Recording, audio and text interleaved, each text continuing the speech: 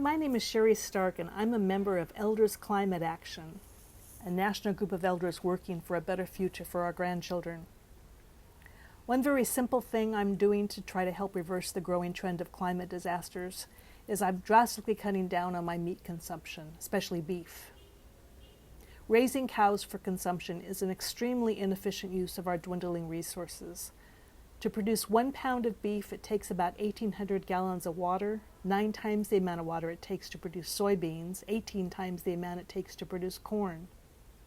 As this chart shows, the positive impact we'd see from eliminating beef from our diets is huge. Chicken, pork, eggs, and dairy are all so much better for the environment than beef. It's the cows that are the pollution hogs here. Plus, they emit a crazy amount of methane in their farts and burps, which always makes me laugh to imagine, but it's really serious stuff evidently. When I found this out, I decided to see if I could shift my taste buds gradually, try to be more creative in my cooking maybe, and see if my family and I would be okay with eating less beef. I started taking baby steps toward becoming a semi-vegetarian. I knew this couldn't be an all-or-nothing proposition or we wouldn't stick with it. I still have beef once in a while, my special filet mignon at the fancy steakhouse, my chili dog on the rare occasion we drive by our favorite hot dog stand and there isn't a line.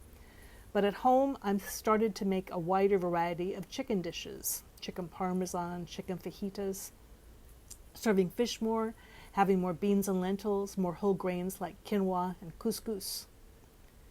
For the dishes that I used to use beef for, my chili, meatloaf, and meatballs, I started substituting healthier ground meats like chicken and turkey.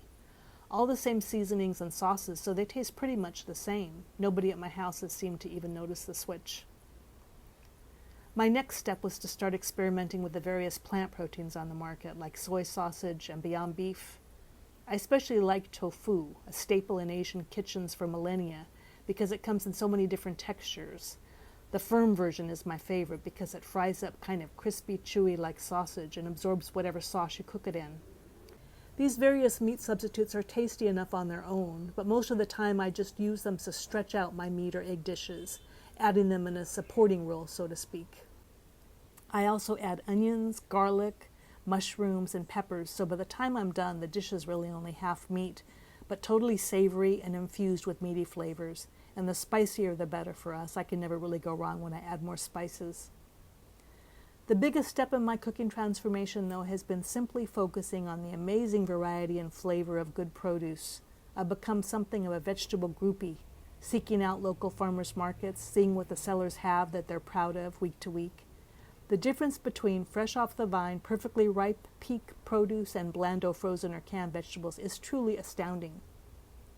I love trying new types of vegetables and Googling all the various ways to cook them.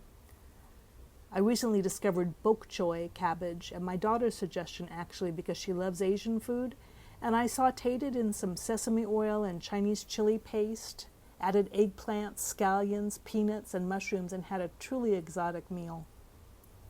Experimenting inspires me to keep it fun. Variety is the spice not only of life but of cooking. I also have been inspired by a trendy California restaurant chain called Lemonade, which has a kind of fusion style of combining unexpected flavors and textures. It's one of our favorite restaurants because of that element of surprise, asking ourselves, what are the new combination of vegetables they're going to have for us today? Will we go with our favorites or try that new one with the fava beans? One of my favorites there is a charred broccoli salad with ricotta cheese. Another is avocado, cherry tomato, and pine nuts. Another favorite is roasted curried cauliflower with raisins and toasted almonds.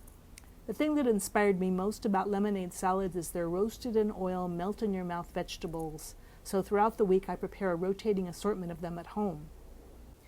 Carrots, beets, turnips, Brussels sprouts, pre-cooked and ready to be tossed into salads or used in omelets or rice bowls.